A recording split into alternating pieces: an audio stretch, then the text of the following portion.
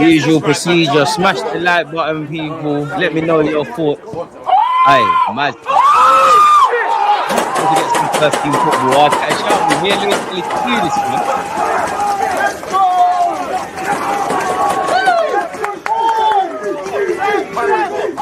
People deluded, I'm back again. Come on, Ian, man. Come on.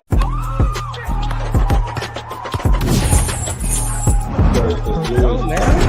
I've been here like a family.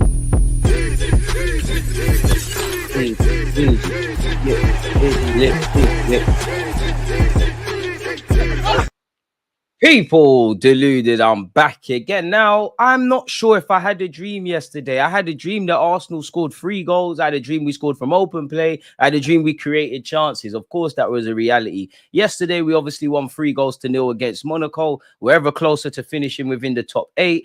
I probably exaggerating a bit, but maybe not exaggerating a bit in that it probably should have been a historic night in Europe for Arsenal. In that probably should have been about 7. Like even the Monaco manager's post-match thoughts, he was like, Arsenal didn't have their shooting boots. Now, obviously, it's lovely to win. It's lovely to get a clean sheet. There's some good individual performances. I think Declan Rice looked great in the 6. I know you play him in his bread and butter position. He looks wavy. I think Kivior done his thing. Lewis-Skelly, to say he had a good game is an understatement. Saka doing Saka things. Kai Havertz impact off the bench. I think it was, I mean, the bar's on the floor, but it was a step in the right direction for Gabriel Jesus. He did get an assist. You know, between him, Martinelli and Odegaard should have all bagged, you know, really and truly. At this point, I'm not surprised Gabriel Jesus and Martinelli didn't bag, but they didn't. And Martin Odegaard, I don't know how you missed it, really and truly. And, you know, watching the game again, I did like 2 things beyond the obvious. Now, obviously, the last goal we scored is not glamorous, but we pressed and forced a mistake. Obviously, Selezu kind of dropped his keeper in it. But if you go and watch that goal again, you can see Kai Havertz, Odegaard, somebody else, and lead the press. Odegaard's actually went like that and said, Saka, get involved. Obviously, we forced the issue. And obviously, Odegaard didn't score his chance earlier in that game. But I love the fact that we forced the issue and we pressed. As long as we can have a laugh and joke about it. I mean, you lot saw what happened to Manchester City in it. So it is what it is in that regards, man. Big up you lot. Afternoon, Edward. It's a pleasure to have you here. Appreciate your title, Robbie. Big up yourself, man. Agree, Bakayo definitely on. Big honors to MLS. So brave. I was a little worried over the course of the game. Re Partey's durability. I guess naturally, maybe as fans, we exaggerate it a bit. I guess in Partey's defense and Mikel Arteta's indirect defense and the club, they know the player better than us. They know his fitness and all of that. But yeah, in and amongst this injury crisis that Arsenal have had, I know Partey's missed 1 or 2 weeks, but to see him ever present's been unheard of. And you do want to rest his legs on occasion. So I hear that. I think Partey had a good game. Of course, you want to see Partey start in midfield and organically in midfield. Obviously, in reality, as the game's going on, he's inverting, he's doing whatever. And I do think definitely after the Fulham game, when we look at Thomas Partey and right back, as I said, for me, I want him starting in midfield. I think we lose a lot. Maybe not so much yesterday, but I think we lose a lot. But I do think it's one of those on paper, Partey right back, what's going on? When you're actually watching the game, as I said, I don't want to see that, but it's quote unquote not that deep because he's still getting on the ball. He's still ever present. He's still going into midfield. Again, I don't want to see it, but yeah, and even on the topic of midfield, I almost didn't believe it, but there's a stat going around that's the first time Martin Odegaard, Mikel Moreno, and Declan Rice have started the game together. Now, I do think there's too much extreme opinions around Mikel Moreno. For me, I think and only speaking for myself, I think a lot of it is because respectfully to Moreno, and I'll get onto it in a sec, I don't think he's that level raiser in midfield we kind of need. That kind of, I'm not saying he's not a long-term partner for Declan Rice, but that complement for Declan Rice. You know, you saw Declan Rice play as a 6. He was doing his thing. He's actually passing the ball a lot better. He looked a lot more comfortable in that role. And, you know, having that 8, I still think we're missing that kind of profile, really. Like when you look at Thomas Partey, Declan Rice, Mikel Moreno, Jorginho, we're missing someone that can consistently link up the midfield third with attacking, I guess, indirectly take the ball off the defense. So I think a lot of the issues around Arsenal fans' thoughts on Moreno has been that, which I think Moreno's a floor raiser. Respectfully to him, I think you're good for the squad. Naturally, Jorginho and Partey, they won't be here probably within the next 2 years. You're a good complement for the squad. Obviously, if you get starts, that's down to you. I like Moreno. I must admit, I don't think he was bad. I think his performance was like a 6 out of 10. I think he was sloppy as the game at the start of the game, but he went on. I think there were several people a level above him, but I'm cool with Moreno, man. I think we've got bigger problems than Mikel Moreno. And yesterday was positive because we're actually creating chances. Like what we saw, or better yet, what we're indirectly talking about in that players are not putting the ball in the back of the net. For me, that's the conversation we should be having. We shouldn't be talking about we can't create now. Obviously, you mainly saw it last season as well. It's nothing new, and you've definitely seen it this season. I do think we probably look a lot better attackingly in Europe, and I don't know why that is. I do think the European teams, obviously you've seen it, like Monaco followed Fulham, trying to make sure we don't score from set pieces. We saw Porto last season with that deep block, but I think typically the European teams they kind of want to play their own game a bit more, and it feels like in England, and it's not wrong, teams want to play their own game. Like look at Fulham. Fulham gave us a lot of respect, low block, deep block unit, almost an indirect back five. So I think that kind of harms us essentially, but it's always nice to get a clean sheet. It's always nice to get 3 points. It's always nice to see goals. It's always nice to see young Ethan get some minutes, and obviously someone like Lewis-Skelly do well. I'm not saying anyone's surprised by Lewis-Skelly, but he's played against Liverpool. He's played against City. He tried to get into beef with Haaland. Is he really going to be scared of Monaco? I'm not the biggest fan of Kivior. I think these are the games for Kivior where obviously Monaco huffed and puffed in the second half, and I'm not trying to discredit Kivior, but these kind of low-key affairs, this is where Kivior does his thing. Like you look at Manchester United, what you would expect from Manchester United, Arsenal on paper to actually what we saw versus the Fulham game. But it's nice to see the squad players play. It's nice to see people get some confidence. It's nice to obviously be within touching distance of securing our passage to the next round of the Champions League, and crucially avoiding those extra 2 games in that qualifier, because the games are coming thick and fast. We've still got 2 Champions League games. Forgive me if I'm wrong. I could be lying to you lot, but I think the next, well, maybe not the next game, but I'm sure we've got Dynamo Zagreb at home and we've got Girona away from home. So yeah, man, just get the job done, confirm our passage to the next round. In an ideal world, we do what we need to do in whether it's Zagreb or Girona, whoever is next, win that game, and then the final game, rest some play, not necessarily rest some players, because Arteta don't really go for that, but rest some players and let some other players get some opportunities, man. It'd be nice to see Raheem Sterling and Tierney get some minutes, man. I did feel a bit sorry for Raheem Sterling. I was thinking, like, really, today, whether I rate him or not, he's on the bench. It's like, you just replaced Reece Nelson, essentially. But outside of 2-3 misplaced passes, throwing, he was solid. Yeah, Partey did what he needed to do, man. City is Rodri FC, Pull is Liverpool FC, etc.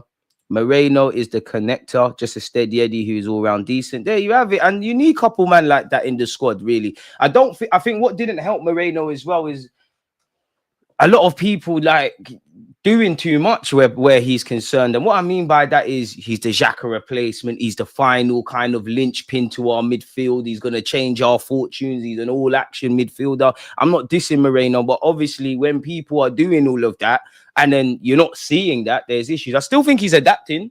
It's not really relevant because we played a Monaco side and that's a European team, but I still think he's still adapting to the English game. I still think sometimes he wants 3 or 4 touches where you probably need to do it in 2 and 3. But yeah, man, I think we've got bigger problems, man. I think Moreno's cool. For me, I'm always going to push the Declan Rice propaganda in it. I think Declan Rice was superb and he looks like £100 million player when he's playing as a 6. I actually think he was our best player against Fulham, but obviously we didn't beat Fulham and there's plenty of other talking points. But it'd be nice to see Declan Rice play as a 6, man. But wait, it is what it is. Kivior gets stick for earlier mistakes. He may have mistaken him, yes, but no one is perfect. It just shows more at either end of the pitch, which is true. I think Kivior's a squad player, innit? I think for Kivior, you just need to get confidence, man. I just think in general, he just needs to show a bit more confidence. I actually feel indirectly with Moreno. I very much doubt Kivior is going to be at Arsenal this time next year, but these are the perfect conditions for you. I can't sit here. I'm not going to lie. Kivio's obviously had good games for Arsenal. I remember Chelsea a couple of years ago. He's definitely played well against Liverpool. He's done his thing, but you just don't know what you're getting, really. And I think games like Fulham, where you kind of have to be on it, you're in issues. I think, Kivio played one sexy pass for Gabriel Jesus, man. And relying on Gabriel Jesus to score is a problem in itself, but he really should have bagged. I think when Kivio's got a million years on the ball, he can pick out passes. You've got it in your locker, which is why I say it's a confidence thing, because I wanted to see that against Fulham. Now, I'm not saying ping the ball 1,000 yards, but if we go back to that Fulham game, Timber's inverted. I think Timber's got the capacity. You saw it in the second half. I think for Timber, it's more Mikel Arteta's tactics, but you've got him in midfield not really offering nothing or in that inverted role. Kiwior needs to kind of replicate Gabriel Magalhaes. And, you know, what I mean by that is, obviously, he's not Gabriel Magalhaes in all shapes. He's not a threat from set pieces like that. He's not as a good defender. He's several levels below. But Gabriel consistently is trying to thread those passes. And I think then you're a bit more reliant on Saliba. I can't say I'm 100% confident or will ever be in Kiwior, but do your thing. At the end of the day, this is the squad. So whether it is Kiwior, Zinchenko, if Tierney gets minutes, if Sterling gets minutes, the form of Gabriel, Martinelli and Jesus, don't know where we're at this point. But yeah, I do think with Jesus, the bar's on the floor. It was a more positive performance. You saved a bit of face with the assist, but yeah, man, I don't know how you haven't got on the score sheet. I really don't. And I don't know if it's confidence. I don't know if it's more of the same, but that man needs to go. Martinelli as well. I must admit, watching the game again, I think I was exaggerating in my watch along, but first time round, I thought with Martinelli, Wolf, it's the second week in a row. I'm kind of shook. Are you going to get sent off? You're on a yellow. You've made a couple of fouls. You're giving the ref a decision. This can go either way. And you could argue Martinelli, maybe. I never saw it. I can't comment on it. Word to Arsene Wenger. Maybe could have went, man. Shout yourself, Riley. Brush, where you been? As the man said, smash the like button. Appreciative to have you lot in tuned in. But yeah, happy bunny. We are Saka FC. But if Saka's not putting the ball in the back of the net, we're in issues, really. And I would also say as well, it was away from scoring from open play, creating chances, almost different problems. It was nice to see for large parts of that game, we've actually got a left-hand side for once, man. Martinelli's playing against us. Bit harsh. I don't think a single player is ever playing against us, but right now we're carrying, let's be real, we're carrying a lot of players. Like, yeah, it's nice to beat Monaco and all of these sort of things, but, and I'm not criticizing these guys, but we're carrying a lot of players, really. For a team that wants to be a title-winning side and do what we want to do in the Champions League and whatever, we've got to be real. We're carrying several players. Yes, form fluctuates, but we're carrying Gabriel Jesus. We're carrying Martinelli. You know, indirectly, Sterling ain't got a chance, but we're carrying you. Tierney, again, we're carrying you. Who else would you say? Kiwior, to a degree, we are carrying you. Trossard on the current form, we are carrying you. There's several, and everybody just needs to pull up their socks, man. The beautiful thing about football is you can be terrible for 3 games. Everyone hates you. You're amazing for the next 3-4 games. Everybody loves you. So at the end of the day, this is the squad until January at the very earliest. Me, I'm not necessarily confident about us being able to pull a rabbit out the hat in January. But yeah, Jesus looks at left wing. He's got to be an option at left wing. Like, obviously, Gabriel Jesus is a better footballer than Kai Havertz. But Kai Havertz, in the limited skills he has, we get a lot more. And let's be honest, we've seen a lot more consistency. Kai Havertz is not clinical. He's a lot more clinical than Gabriel Jesus. There's a lot more level of consistency. And let's be real, you're one of the first names on the team sheet. And to be fair with you, whatever we've got to say about Kai Havertz, I think I speak for every Arsenal fan. We'd all love to see a striker and a winger and etc. But if we just assume what we've got is what we've got, with what we've seen of the Gabriel Jesus in the last 2 years, Kai Havertz is up there. The drop-off is mad, really and truly. So, yeah, you know, you'd imagine Gabriel, I'm with you with Gabriel Jesus left wing, but I do think our left wing options is lucky dip. Like, out of everybody that's we've seen kind of on the left hand side, I probably believe the most in Trossard, but Trossard ain't exactly had an amazing season. You don't really know what you're going to get game in, game out with Trossard. Martinelli forms on the floor. Jesus, there's games where you're quite ineffective. Raheem Sterling, I don't think the world of Raheem Sterling, and maybe Arteta doesn't either because you haven't got a chance. So a lot of unanswered questions, man. You know, it's only really Bukayo Saka. If Saka's not on it, we're in issues, man. And it was lovely to see Lewis-Skelly's the whole collective team's involvement for the goal, man. But yeah, big up Saka for scoring. He loves scoring at the Emirates in the champs, man. What about Vlahovic? We're going to get into all of that. We've got to go over Mikel Arteta's press conference, and there's a bit of other isms and schisms. Now, apologies, folks. Would it really... One sec. It wouldn't be any Arsenal transfer rumors if Vlahovic wasn't linked. We'll go over it. Me personally, I don't believe it because when you just look at Juventus, it seems like they're trying to get him to sign a new contract, and obviously that provides talking points. We've been linked with obviously Vlahovic many years ago, and we need a striker. So how true is it really and truly? And what business will Arsenal do in January if we do stuff? Obviously, cold-hearted paper, we've got Trossard. He had 1 foot out the door at Brighton. Jorginho, they made it clear they want to sell you. Kiwior, 20, 30, however many million euros that weren't, you know, it's a lot of money, but in football, it's not. So you can get these kind of deals done. We have tried to sign Caicedo. We have been prepared to put the money down for Mudryk. And I believe Vlahovic as well once upon a time. So we can't say the club isn't prepared to commit big money in January. But I don't know. Seeing is believing, man. Kai was brought in as an 8, but Jesus and Eddie got him the 9 slot. To be fair, you're right, man. Obviously, Kai Havertz can play up front, but I think Mikel Arteta failed upwards. The Kai Havertz experiment in the 8 did not work. Jesus got injured. Eddie Nketiah wasn't good enough. Kai Havertz got an opportunity, and he ran with it really and truly. So, yeah, man. But I am looking. I must admit, Mikel Arteta, I need a bit more from your attacking signage generally. What I mean by that is, we haven't really got too much bang for our buck. You know, again, it's down to the manager to find solutions. In the same way, Newcastle once upon a time had Joe Linton playing up front. He stunk up the place. Eddie Howe put him in midfield, and it looks like a masterstroke. We almost done that in reverse with Kai Havertz. I like Kai, but we need an upgrade. Kai can still be in the squad, do his thing, but we need an upgrade on that. Gabriel Jesus obviously got injured. We're kind of at where we're at. Trossard, I think, you know, you're a squad player, not to dish you, but we're kind of at where we're at in that regards. I don't really see enough bang for our buck with our attacking signings if and when we've made attacking signings in comparison to Partey. We know he's quality. I'm sure Mikel Arteta signed him. Declan Rice, clearly quality. We can debate 8s and 6s, clearly quality. Gabriel Magalhaes, clearly quality. Benjamin White proved his worth. Ramsdale, up until a point, proved his worth. David Raya's obviously proved his worth. Timber, quality. For me, Calafiori, quality. We probably got more bang for our buck from Zinchenko than Gabriel Jesus, but another one who the system's kind of left him. I kind of want to see that. I would take Darwin Núñez. I would as well, but not to be our starting number 9, because you're another player that's on this lucky dip thing in that some weeks Darwin Núñez is going to make the difference and he's going to be amazing. Others, he's going to be crazy. I think the best and worst with Darwin Núñez is you never quite know what you're going to get from that individual, man. If I share my screen and we continue our conversation, but we also go over 1-2 things. Mikel Arteta seems to have hit back at, you know, comments about goals from open play. He said, yes, but we still have the dominance that we have and that killer instinct. The amount of entries we have in the penalty box is more than any other team. It's about capitalizing that last action, which is true. But what do they say in football, people? For those of you that know ball like that, the hardest thing to do is put the ball in the back of the net. And who would you describe as clinical at our club? The closest you get to that, and I would describe him as that because it speaks for itself, is Bukayo Saka. But as we all know, Saka's having an off day. It's not that the other players don't have the capacity to score, but it kind of is what it is in that regards. Again, when you look at it, is it really that bad? You know, we beat Nottingham Forest, we battered Sporting, we also battered West Ham, conceded a dumb goal here, conceded a dumb goal here, dealt with Man United. You got to beat the small teams.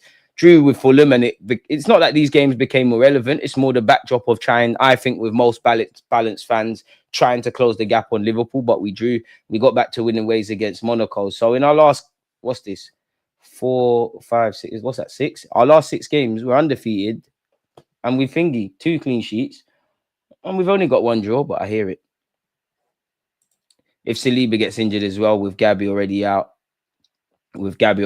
season done, mate, we'd be in big trouble, I must admit. So let's say a prayer. So yeah, moving away from that, Gabriel Jesus has now officially gone through the whole of 2024 without scoring a goal in the Champions League. That's a madness. You did do your thing against Bayern Munich last year. Apparently in the Champions League, he's got 8 goals and assists in 7 starts. So he's almost an enigma of sorts. After 6 games played, we've ended 2024 3rd in the Champions League table. Pardon me. If we beat Dynamo Zagreb and Girona, we are mathematically guaranteed to finish within the top 8. So we need to win those games. And to be fair, a lot of teams have been doing their thing, man. You know, Liverpool are flying, Barca clearly are flying. Us on paper, we're doing what we need to do. Leverkusen have been good. Aston Villa and John Duran have been good. Inter were flying, but I think with a loss now or something like that, they've dropped down the table. You've got to give credit to the French side. Brest done very well. Leo have done very well. And I like the new Champions League format, man, if I'm honest with you. So yeah, it's peak. You know, you've got to get to the next round in some capacity. You've got to finish within the top 24 places. Ideally, you want to finish in the top 8. These lot begin to play the playoffs. Not sure how it works, how you play who, if you get seeded, etc. And I hope, as an Arsenal fan, we don't get in there, man. Jesus getting chances was a step in the right direction, at least. Marty, you're right, man. You're right. It is a step in the right direction. It was a more positive performance. Once again, he saved face with the assist, but you want to see him score. And I can't remember it, but I saw a tweet. Kai Havertz played like, 54 less minutes than Jesus? He actually had more touches. which probably is the issue in itself, man. Away from that, Mikel Arteta said, I'm disappointed we didn't score another 3 or 4, especially in the first half, because we had big chances. And he's right. Like, for me, no disrespect to Monaco and not to find negatives where they're not. But in the first half, when it was only 1-0, I was kind of thinking, oh, is it one of those games you either win 1-0 or they score late? And then away from that, I'm kind of thinking, like, if you're playing in the Premier League, mainly the bigger teams in the Prem, if you're playing the big boys in Europe, we've got to almost have that thought, because you've got to kill games. Like, we need to learn how to kill games. I know you can't always score 3, 4, 5, 6, and we've obviously shown we can score 5, but in a couple of games we just saw. But we need to, when the chance presents itself, we need to become killers in that regards, man. Bukayo Saka doing Bukayo Saka things this season. In 21 games, he's got 21 GA. The man's an elite, man. Not bad for a left back, isn't it? And as Arteta said, he keeps surprising us, but that's what he wants to do. That's the quality he has. It's very difficult to do what he's doing. Out of all the things I could praise from Bukayo Saka, consistency has to be one. And I don't know how to explain it, because we all know you're good. You're the poster boy. You're one of the best in your position. But every year you get better, you know, like every year. Like, and I think with footballers, I think sometimes you're due a kind of underwhelming season. It don't seem like it's happening for Saka, man. Apparently, people... Saka said, they said 2 goals tonight, almost your first Arsenal hat-trick. Did Kai get in the way? He said, yeah, he got in the way. Don't worry, it's coming. It's on the way. Love to see you score a hat-trick, man. You deserve it. Big up Lewis-Skelly as well. He said, on the goal, first goal, I saw the ball getting switched over from Martin. I was getting pressed, so I just thought, keep calm, take the ball away from him. I saw Gabby peeling off, and I played it through. Saka, great timing for the finish. He's always there, which, again, movement. You know, it weren't the most Saka's goal, first goal, wasn't the most glamorous, but that's how you get goals. Like, you look at Bukayo Saka, Mohamed Salah, and, you know, even Haaland on his day. You go through their highlights for a season. Obviously, they've scored weldies, long ranges, dancing past the whole team, all of that. But when they're getting 20, 30 goals in all comps, or I'm exaggerating, a lot of them are tap-ins, and I'm not being negative. Like, football's about movement. The hardest thing to do is put the ball in the back of the net, and Saka seems to be all right at that, people. Should we see what the gaffer has said on the performance? Of course, he's going to say he's happy. He's happy with the clean sheet, happy with the rotations and whatnot. We spoke about Saka. He bigged up Lewis-Skelly, and he said, really proud moment. He's one of our own, 18 years old. He's making his starting debut in the Champions League. He's just a joy to watch him. You know, it's a privilege to have the opportunity to give someone a chance to start to change his career. He certainly took the chance, and it's great that we can trust him, that he can play in his environment and on this level. And I was really happy with his performance. Now, for Lewis-Skelly, once you get past, you know, these moments are sweet. You've got to enjoy it. This is what makes, you know, this is why people want to be professional footballers. You're playing at home. When you get beyond all of that, for me, if I heard my manager say, you know, I can trust him, he took his chance, that's the biggest thing for me, because that's how you get more opportunities. And I wonder what we got to take time with Lewis-Skelly. We have to take time, not just him and Ethan. Just keep doing what you're doing. Don't get complacent. You're running away with things. But I wonder where he is in the pecking order. Like, if we assume everyone's fit, of course, there's different game states and conditions and all of that kind of jazz. But this is why we wanted him to come on against Fulham. Bearing in mind, he's coming back from an injury himself. I wonder where he is specifically at left back, because, you know, you could make a case that Kivior may not be here next season. Tommy may not be here next season. Zinchenko may not be here next season. Tierney he's ahead of Tierney, but may not be here this next season. So if there's a bit of chopping and changing, he's got a position. But there were times, and I'm sure around the Liverpool City kind of climate, he was coming on before Zinchenko and Kivior. And I don't want to be that guy, but how much money is he saving us? Like, I like Lewis-Skelly, like, great technical ability, great mentality, clearly intelligent, because he can play in midfield as well as left back. But I do think people get caught in this trap, yeah.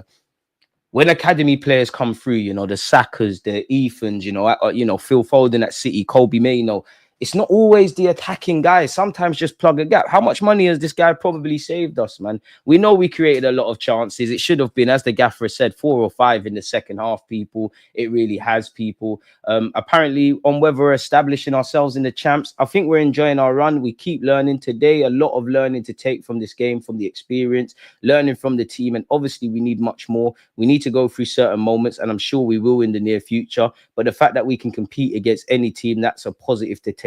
But understand how difficult it is to do it consistently in this competition. Smash the like button. That's facts. And I might be exaggerating, but this thought just went in my head, people. Have we been better in the champs? Obviously, there's less games, but have we been better? Because we beat PSG, which for me is one of the highlights of the season. We dealt with Monaco. smacked up Sporting. Obviously, Inter, I think there was a better performance. Obviously, we didn't create chances and there was a dodgy penalty. Atalanta, I think we was a bit underwhelming, but we didn't lose. And Atalanta and Inter are two of the best performing teams in Europe, really, especially Atalanta. They're top of their own table. How many games in the Prem would you say, yeah, we've been quality, like quality?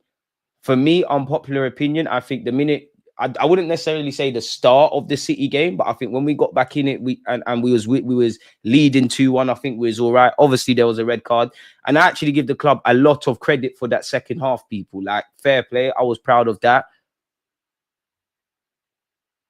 You know, fair enough. Nottingham Forest in great form, and they beat Man United. We smacked them up. I give them that. Bitter pill to swallow for me. I sounded like a hypocrite with the Liverpool, Chelsea, and City games. You could say Brighton. Bit of a hypocrite. I'm going to sound like a hypocrite, but I do think we've had to take a quote unquote a lot of heartbreak as Arsenal fans, because there's been a lot of last minute equalizers and things like that, or not necessarily held on to the leads. It's always nice to beat Spurs, but we can't really brag on that, man. So it is what it is. Talking of youth saving money, since when has selling one been free money in relation to FFP? You still buy the player needed after all, which is true, and we still need to buy players, but I'm just happy to see players coming through the pathway. And again, I'm not saying for Ethan or Lewis-Skelly, but there needs to be a reality where, you know, not everyone makes it and you're playing for Arsenal. Sometimes you get Saka that goes the distance. Sometimes you get the Smith Rowes, the Eddies, the Nelsons. They're here for a couple of years. Could say Ainsley as well. And then you move on.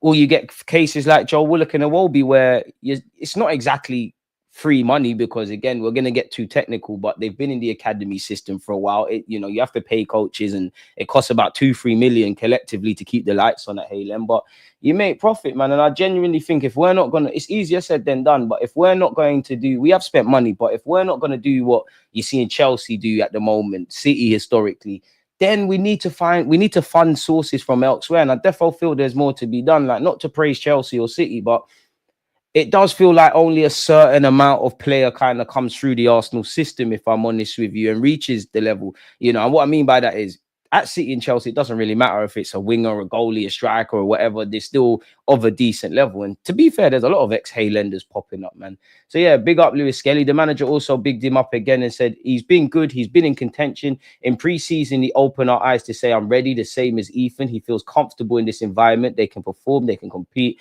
which is important as well, not just to play. And today he's shown that he's at that level. Now, there'll be time, even against Liverpool, Lewis-Skelly showed his age. Who did we play before Preston? It might have been the goal we conceded against Bolton. I expect that. But if we didn't know your age, you do not look like out of place. And reality is, it doesn't matter if you're fresh like Ethan and Lewis-Skelly, if you're experienced like Jorginho and you've won stuff and played for your country, you're all in this environment. However you got here, you're here. Everyone's going to be needed. On Gabriel Jesus, he said nothing, just put him in front of goal like he's done today on a couple of occasions. And there are millimeters, centimeters to that if the goal goes in or not. Gaffer, I hear it. I'm not sure I agree with that, but I understand he's your player. He was there. He looked really alive. He had created the first goal from a great move, and that's him. So we have him back. He's with us, and I'm sure he'll contribute to the team. As somebody said earlier, for me, Gabriel Jesus, left wing. On how to make the team more clinical. I think we probably got to do some finishing drills, and we probably got to dip into the market. But nonetheless, we have a massive responsibility. I cannot kick the ball, but we can coach them. And to be fair, against Fulham, I think you can ask questions of the gaffer and saying, yo, what's going on with the tactics in an attacking sense?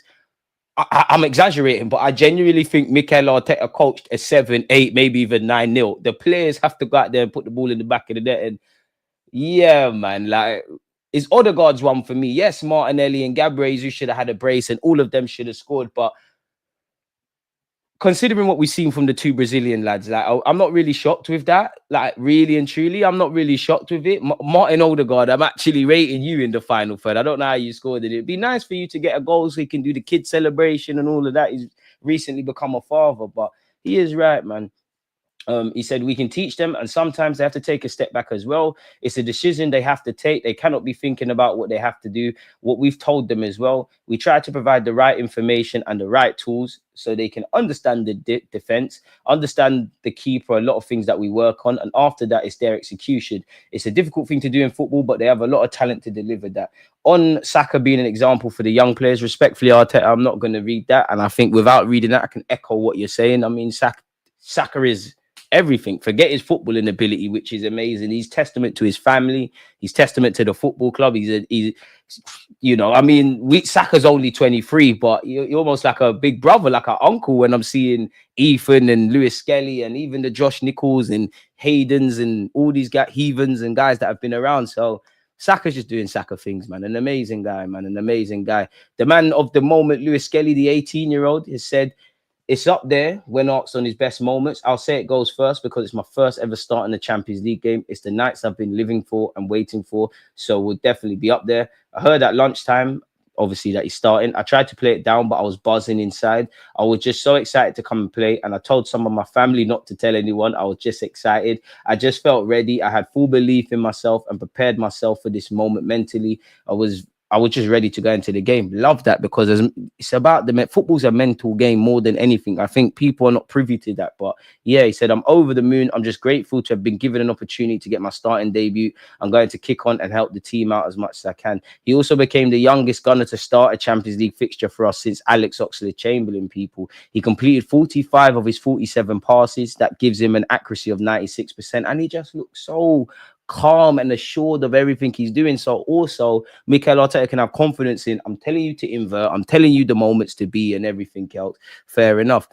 Really, Odegaard should be holding bench and coming off. How many times are we going to see our captain get subbed off? Bit embarrassing. Really, Ethan should be starting. Shout out Ethan. Would love to see him get more starts, but I disagree with Odegaard holding bench. Holding bench for what? Holding bench for what? Because there has to be a correlation with us scoring more goals and us looking a bit better whether we won, lost or drawn, and Odegaard being back fit. Let's not forget when he was gone for 11 or 12 games, like we was in issues there. I think that's harsh, man. And big up Ethan, but I mean, come on now. Mikel Moreno's spoken and he believes Arsenal's special midfield can live up to its potential now that Arteta has finally managed to get his first choice combination on the pitch. I'm not necessarily saying that is or isn't Mikel Arteta's first choice midfield trio, but where did we get this information? Apparently, Moreno had been signed from Sociedad last summer with a view to playing as a natural left-sided 8, as Granit Xhaka had done with success during the first season before the last. Let's skip through the tosh and see exactly what Mikel Merino has said. Today was a special midfield for the team and I felt really comfortable with those two. They are top class players. I think the three of us, we complement each other very well. I think with you playing in the 8, the biggest testament is Odegaard. But again, seeing Rice in that 6. We have different qualities and characteristics, but at the same time, we know how to play with each other. It's about the timings and more time with each other to learn what we want and where we want the ball and the places we are comfortable. Fair play, man. Has he said anything else? He said the Champions League is a competition where small details and boxes are the things that change the game. You have to be really good at that. Real Madrid have been amazingly good at that in the past few years, and I think it's going to keep being like that. What I'm feeling right now is that this Arsenal team is a really mature team. Obviously, you're not going to have 90 minutes being on top of the opponent and just dominating. You'll have phases where we will have to defend. In those phases where the team is maybe not in control of the game, we can manage it. And I think the players are not panicking when they don't have the control of the game. So they are calm, composed, and that's showing the maturity in that aspect. Fair enough. Can't disagree with what he said there. On potentially dipping into the market, Arteta said, people, the window gives us an opportunity to strengthen the team if we feel that it's needed, and we feel we have the capacity to do that as well. We are on it and just have to assess the situation because it's changing every week at the moment, not for the better, but I'm positive that in a few weeks we're going to be in a better place. Before we carry on, I want to see what you lot are saying in the comments, man. Apologies, I've been trying to maneuver through stuff, people. Big up yourself, Nathan. As the man has said, if you're new here, hit the subscribe button, smash the likes, and let's get to 70k. As Stringer Bell has said, you do have to be in it to win it, man. You really do. What else have we got? What about Vlahovic? We're going to get there, man, said Miles Lewis Skeng, man. DG, all this over-reliance on Saka reminds me of the period where Aubameyang was the only shining light. You could also say Alexis. And if we didn't score, it was a long day. Others have to chip in as soon as possible. Do you think using both flanks consistently instead of just focusing on the right hand will improve us moving forward? 100%. 1,000,000%. I'd love to see that, man. How many minutes has Jesus played? I wonder. Getting 15 every month isn't conducive to bagging. Not saying he'll get 15 by the summer, but he needs some. You are right. You do need minutes, and it is an impossible job in that on one hand, let's be honest, not that everybody's doing their job bar Saka, but Gabriel Jesus, your stock's falling. I can't begrudge the manager if he doesn't trust you to start on a consistent basis. And so you're not really going to get an opportunity. But at the same time, the only way you're going to get that is using the little minutes to kind of do such. So you are right. You are right, man. But I would say when Jesus has been provided with starts, I'd honestly say that maybe I'm exaggerating a bit, but the Monaco game was his best performance in a while, and really and truly didn't, not to downplay him, he didn't really do much, did he? I think it was his overall performance, because evidently he's not scoring goals, but I think his influence on the game wasn't there, man. Like, you know, he's come a long way from the Preston games and whatnot, where you're not really affecting it. So as one of you said earlier, step in the right direction. The second Jesus said scoring isn't his strength. Arsenal should have been looking for a proper striker. Damn. Miles and Ethan need time, but tears in my eyes, both of them. I feel Lewis-Skelly is ahead of Zinni and Tierney currently. 100. Definitely Tierney. Big up DS. I'd say we have one of the best youth systems. City and Chelsea buy more stars for one. And though we don't get as many stars, we coach more. We do. We definitely have one of the best academies. We just need to get better at selling. And we probably need to have more of a competitive side, because you do get the feeling with a lot of the players at our club, I'll be honest, especially with the youth league, it's tick box exercise. It's just so we have a competitive squad. I don't think our academy defo produces, you know, when you get the Smith Rowes, the Sakas, all of that. But collectively, we are definitely behind City and behind Chelsea and whatnot. But to be fair, you are right. City, obviously Brexit's changed a lot. You can't really go and cherry pick the best players from Spain and Holland. And we used to do that as well. But them and Chelsea are buying the best of the rest. Like, I don't know, the best kids at Reading, at Millwall, etc. And to be honest, we're starting to buy a couple at under 15, 16 levels. MLS is better than that scrub Moreno. Hey, leave Moreno alone, man. What's going on? I wouldn't say Moreno was class yesterday. I think he was tidy, man. Let's not give Jesus airtime. He's a scrub. No point analysing his game. Bit harsh. I'll look at, you know, whether I think he's been good or not. At the end of the day, he plays for Arsenal Football Club. Whether I rate you or not, you'll always get praise or criticism from me. And I'm not being funny, but it's a bit of a dictatorship. We'll talk about everything here. But yeah, moving on. You look at this is why we need a squad, man. Like, again, I showed this in the watch along, but we're fourth on the injury table. We've missed players. We've had 16 different injuries and 406 days have been lost. Now, obviously, some players have been out for a while. Some have come back and got injured again.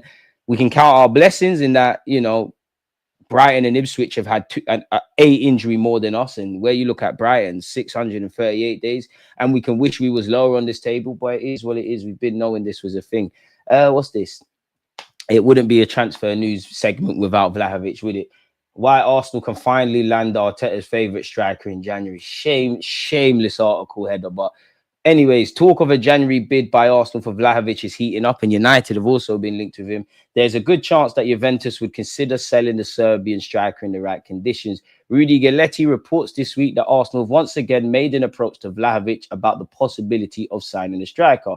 Mikel Arteta remains a big fan of the 24-year-old, having failed to sign him in January 2022 when he left Fiorentina for Juventus. Arteta feels Vlahovic is the number 9 that Arsenal are missing as their title challenge falters this season. And should Arsenal make a bid in January, Juventus would definitely consider selling. There are a number of reasons for this. The first is financial. Vlahovic has a contract in Turin that expires in 2026 and renewal talks are not going well.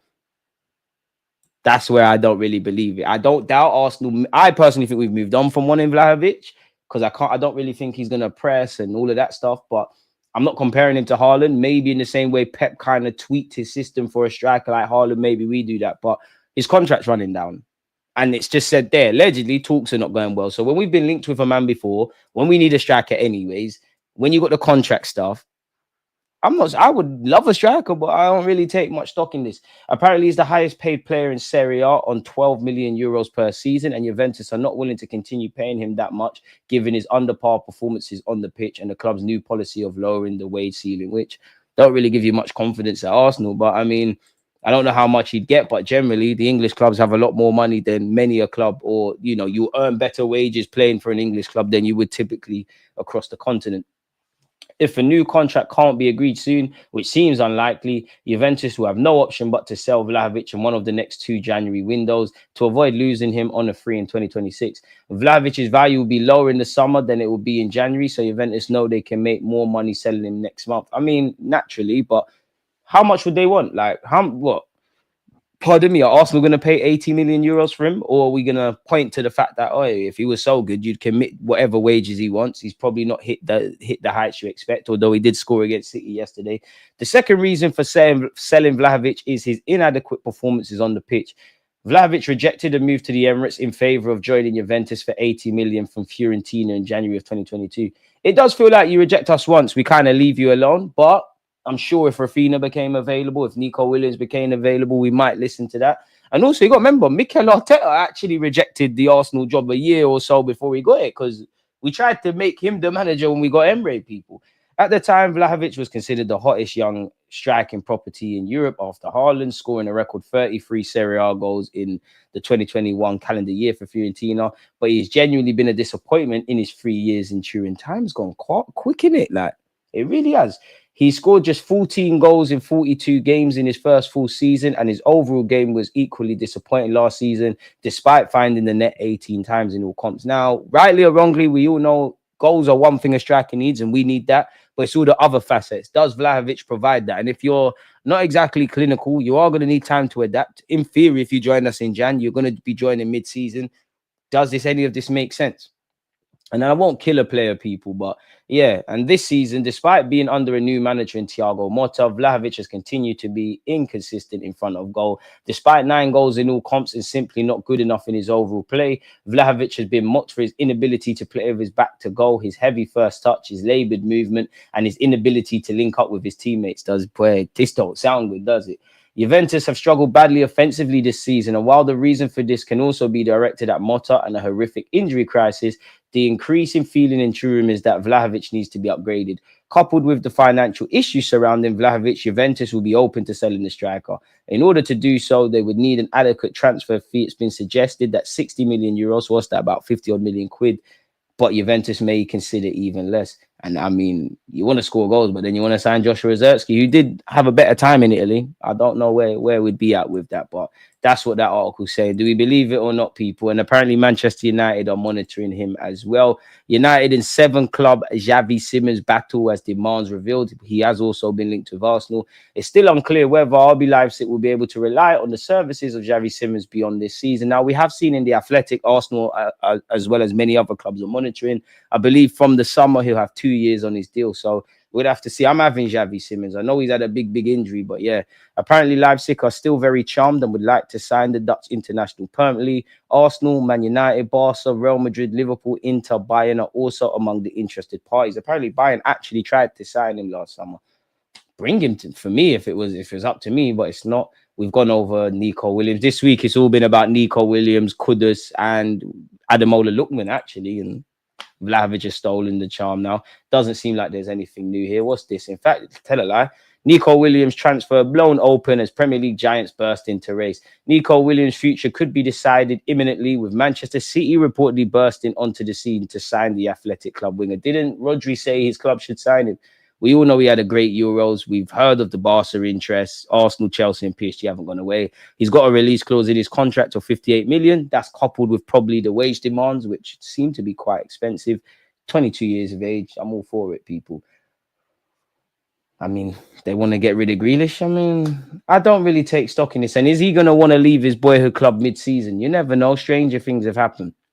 Arsenal allegedly are interested in Mohamed Kudus. West Ham would make him available for around 80 million in January. I mean, Kudus, you're more than welcome. More than welcome. But it feels like these things, whether it's Vlahovic, whether it's Kudus, whether it's Ademola Lookman, Nico Williams, these things can happen in January. It feels like a summer thing. Free agent Jonathan David, who has occasionally been linked with Arsenal. You know what? In 206 matches for Leo, 21 assists and 101 goals. It's not the worst. It's not the worst, especially on a free transfer. Kivior is still being linked with clubs abroad, people. As many as 10 clubs are eyeing up Kivior via court offside. Apparently, we've rejected a bid already from Napoli. Doesn't make sense for me to let him go in January. But again, weirder things have happened. In terms of dreaming, apparently reports from Spain say Rodrigo is no longer favoured by Florentino Perez, reports Cadena SER. Previously, Perez had always been one of his keenest fans. So if Madrid get some ideas, you'd imagine everyone in Europe would be queuing up for him. Can I dream? Can a man dream? The dream is free. The hustle is sold separately. Arsenal are seriously considering signing 17 million Real Madrid player on loan in Jan. I bet it's Arda Güler. Surely, there we have it. Arda Güler.